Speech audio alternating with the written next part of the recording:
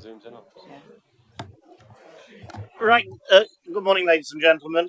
Can we begin the live broadcast, please? Yep, that's fine. Thank you very much. Well, good morning, everyone. As those of you sitting around the table will know, I'm Councillor Philip Owen, the chairman of this committee, and I'd like to welcome you all to the meeting of the Governance and Ethics Committee, which I've already said is being broadcast live and recorded for publication and posterity, no doubt. So there we are. If we can move on. The minutes of the last meeting held on the 22nd of March. Do I have your approval to sign them as a true record? Yep, thank you very much. Item number 2, apologies for absence. I've had apologies from Councillor Helen Ann Smith, but no reason given. I've had apologies from Councillor Payne, who is apparently on other county council business.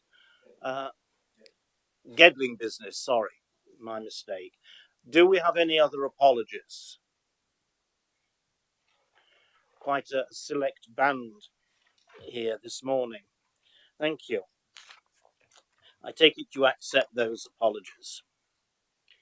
Yeah. Item number 3, declarations of interest by members and officers. Do we have any declarations of interest? Nope. In which case, that being noted, we can move to the next item on the agenda, which is item number 4, our usual one, the Local Government and Social Care Ombudsman's decisions, February to March of this year. You can see that we've got 2 decisions that are against us, one in adult social services and one in children's children's services, and we'll take those separately. The first one on the agenda is a complaint about adult social services, and you can see that the ombudsman has said that we should pay £100. I have to say, reading through this report and discussing it in detail, the problems where they were from the care home itself rather than the council. And it does seem to me, yet again, to be unfair to us that we've been found wanting and been expected to pay £100 in compensation. The only area where it seems we've fallen down is the one that we've raised on numerous occasions and we've been assured going forward has been rectified, that we haven't recorded when we've done things effectively enough. Officers, anything you want to add to this report?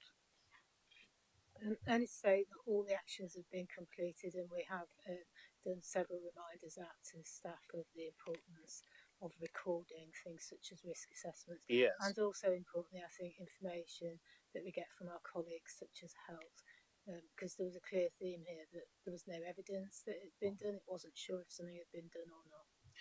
Yeah, we do have to always remember that we have got a considerable amount of partnership working with external agencies, and the trouble is we are the ones that are judged rather than the external agencies. So it's important that they cooperate and play their full part. Any comments that members wish to make on this particular case? Councillor Henry, thank you. Yes, thanks, Chair. Mine just an observation, really, for the final bullet point on the recommendations. The bit around this, I know Sue just mentioned the risk assessment. Which page are you on, Councillor? I'm on 23. Sorry, 23. Okay, thank you. Page 23. I know Sue, you mentioned the lack of the written risk assessment, and that's for me is a concern that there was no written risk assessment there. But no doubt, I would guess from what you said, Sue, that is in place now and things are happening now, and we wouldn't have to come to this situation again. Thank you for that. Those are the assurances that we've been given. Would you like to reassure Councillor Henry again? Yeah, we've obviously reiterated all the requirements that we expect of staff around making proper recording. So it's a case of watch this space and see what happens going forward, because going forward we don't expect to see any complaints upheld through non or ineffective recording of actions. Okay, anything further on that? Councillor Buckley, yes. Just picking up on your point about it's regrettable that we, as the authority, are penalised or fined. And okay, £100 isn't a huge amount of money, but when we have cases like this, do we, or do the care, in this case the care home, do we liaise with them? Do they know that we, as an authority, are taking or being given a fine or quite a lot of accountability for this, and do they sort of, in fact, do they care, and or does it help our relationships with the respective care homes? So I'm not specifically about this case, but just in general, how.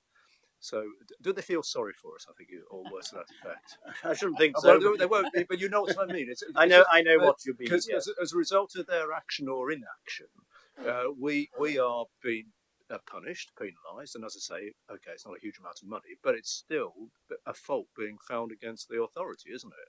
And so, how does the relationship work with the care homes in that sort of situation? Thank you.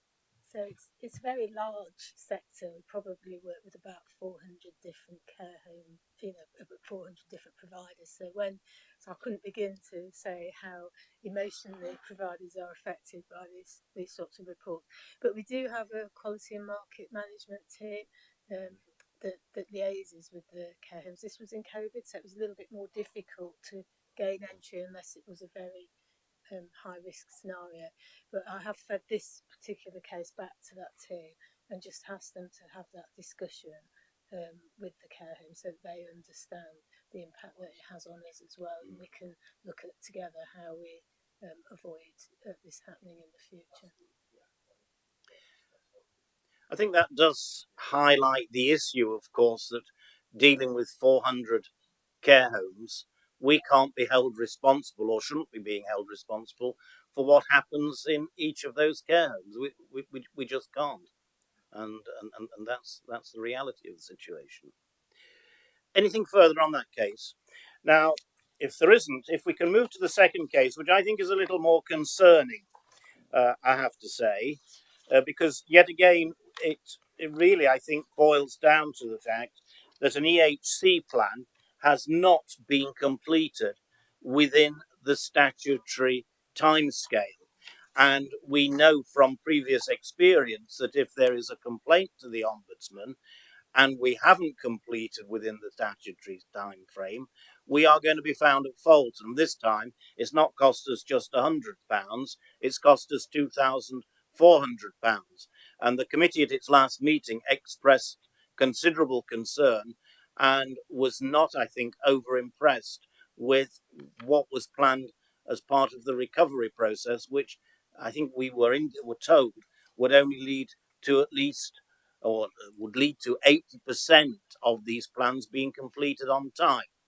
Now, I think we accept that probably there will always be the odd one or two that don't get completed on time, but if we're talking about a target of 20% below what we should be, then I think there are grounds for concern. So perhaps you could allay some of those fears, Mr. McConaughey. Thank you, Chair. I think that there's two different issues at play here. One is timescales for annual reviews that were discussed at the previous Governance and Ethics Committee, and one is about our EHC assessments being delivered on time. There's a statutory time frame of 20 weeks for the delivery of an EHC assessment. We have, due to a significant rise in demand for EHC assessments, our current capacity to deliver within that time frame has been challenged. There's been a recovery plan in place to address that. The positive impact that's had is it's stabilised the rise in demand, but it hasn't made a significant impact in the delivery within the 20 weeks. We still are challenged in our capacity to deliver EPS assessments within the required time frame to ensure that plans are delivered within the 20-week statutory time frame, and that's having an impact. We are actively seeking to increase our capacity for our EP assessments. The council has funded additional capacity through agency, and we're saturating our agency market. currently, and we're also looking at an additional option to procure more EP capacity further afield to contribute to improving the timescales and improving the delivery of those plans. We recognise it's a challenge. It's a national challenge, which is, I think, well recorded in the Department for Education's AP and SEND improvement plan. So it's recognised as a national challenge, but it's clearly a challenge here in Nottinghamshire as well that we are actively addressing. Thank you.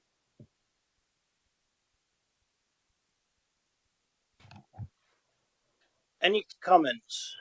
Councillor Butler. Yes, thank you, Mr. Chairman. Yeah, yes, I do understand the fact that it's difficult to recruit the relevant staff and officers, but I think I'm sure we've all got this in the back of our minds, but I'm a little bit worried that if we carry on with this, and there may be more such problems in the future. I mean, no one can ever predict what's going to happen in the future, but it's rather worrying when if we're likely to be facing more fines, £2,000, £2,400, and so on. So, as well as reputational challenges as well. So I think really what I'm saying is, I know everyone's trying very hard, but everything we can do to try and up the recruitment and keep on top of this, the better. It's a difficult one. I do appreciate that, but.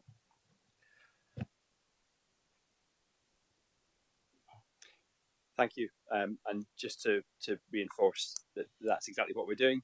We are working with trainee education psychologists and trying to make sure that we're building our own capacity and increasing that our FTE of education psychologists to address that. So we've already increased to 15.5, but we've got additional capacity coming on board in summer through our early recruitment of education psychologists. So, can you give us some indication of the time frame as to when you will be getting to some level of what we might call normality, whereby the overwhelming majority of the EHC plans are completed within the relevant statutory time frame, and they are issued on time as well? I think it would be really difficult to put a time scale, a definitive time scale on it, given the complexity. I think there's two things I would say. One is that we're clearly not delivering within the timescale that's required, and that's of utmost importance that we address that. We apologise and we inform parents of the delays that we're experiencing. What we need to do is see a reduction in the demand as well, by ensuring that all the really good work of school SENCOs in meeting and addressing the needs and working with multi-agencies is working effectively. We need to try and reduce that demand while increasing our capacity to improve the timeliness. We will be setting a target of 100% because that's where we need to be to fulfil our obligations, and we'll be tracking our trajectory towards that 100%. And we're currently reporting that through to the DFE as well to make sure that we've got scrutiny of our performance. So it's a continually improving picture, and we will be working towards 100% of all assessments. Well, that seems to be a change in tack from the last meeting when we, if memory serves me correctly, and it may not, we were told you were actively working towards 80%, I think was the figure that was quoted. So now you're actually working towards 100%. And I accept that you can't say by the 21st of August 2023 we'll be at 100%, but you must have some idea in terms of, is it going to be 6 months, is it going to be 12 months, is it going to be 18 months before you hit or approach that target that you've now reevaluated and set at 100%? I think that some of the factors that would impact on timeliness, depending on whether it's an annual review or an EHC assessment, are outside of the control of the council, and some are within. We hold the responsibility, but some of that delivery is impacted by other factors. So it's something we will report in September of this year with an updated report on the progress regarding timeliness. So we'll be bringing that back to give a clearer indication of the trajectory, and from that point we can plan forward and inform committee members of that likely pattern of improvement. Yeah, well, we shall certainly need that. And you talk about factors outside of your control. Well, I think we will need to be clear what those factors might be, because from what has been reported, it seems that it's an issue of staffing and qualified staff, which to a large extent, I won't say completely, but to a large extent, is within the control of the council. So, what factors are there external to the council that are impacting over which we have no real control? You've mentioned trying to reduce demand, which is fair enough. Could I answer that, please? Some of those external factors include in schools, school holidays, which we factor into the process and into the system, but they can result in a slight delay. Senco's, in terms of them getting all of the information from other staff as well, can also cause a slight delay in terms of EHCPs. There's also looking at all the medical reports that we need to receive. Sometimes for a child, in terms of an EHCP assessment, there can be over 50 documents that are needed for that one EHCP assessment. The same with the annual reviews. All of those documents have to be reviewed, and then the plan can also be amended as well. So the process is really quite complex. And also, to go back to one of your previous points, we're putting more panels in place to actually look at the children, the young people, where we are, we're tracking, we're monitoring, we're really tightening the data so that we can track through all of the EHCP in terms of assessments and also the reviews. And yes, in terms of staffing, there are some issues in terms of capacity. Thanks. Well, I hope for a more positive report when you report back to us in September and we can see some significant improvement in performance. Any other questions on this report? Yep, Councillor Lee. Thank you very much. It's quite strange that at the last meeting you were telling us you were going to get 80%, and I actually had a question on that. I know you're telling us you're aiming for 100%, but it doesn't sound to me that much has changed from the last meeting of what you were telling us you were doing then to what you are doing now. I'm concerned that you're telling us you're aiming for 100%, but 80% would be aiming for 100%. I'm really concerned that the cost affected to this council, if you do not meet your targets, is going to hit us financially. And I asked you in the last meeting, and I'll ask you in this meeting now, is have you done any risk assessments of what this could cost the council if you're not meeting your targets? And are you speaking to the right business managers to say, if it is going to cost us this much more money because we don't think we're going to meet it, is there any chance we could put that money into the budget if it's going to cost us that anyway? And I'll finish there. Yeah, thank you. Yes, the piece of work is underway to address that currently, and we are meeting with members for a budget review regarding SEND. We are seeking to what I would reference as right size our services to match demand, because it's exactly about being on the front foot and having the capacity in the right place rather than responding to a lack of historically. And a number of these cases, this case being one, a number of the issues here through 2021 into 22, and currently in 2023, we're making sure that we're forecasting that and addressing it by getting the right level of staffing. And we've just recruited 2 additional plan writers, and we're actively reviewing other parts of the service to make sure that where we can have the sufficient staff in place to make the process work smoother, that will be certainly there. Sure, thank you. Thank you. If there are no further questions, then I will move the recommendation as set out on page 9. Second, Chair. All those in favour? That's unanimous. Thank you very much. The next item on the agenda is item number 5, which is the annual report, which is set out before you, and we have a recommendation for you to endorse the report, which I move. I second, Chair.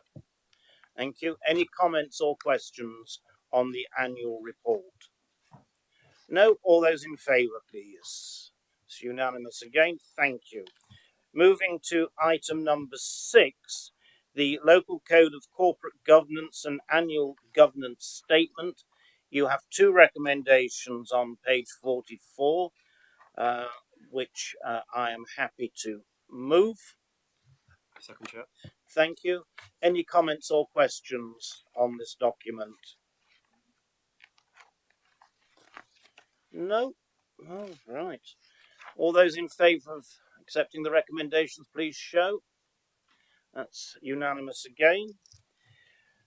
Item number 7, the statement of accounts.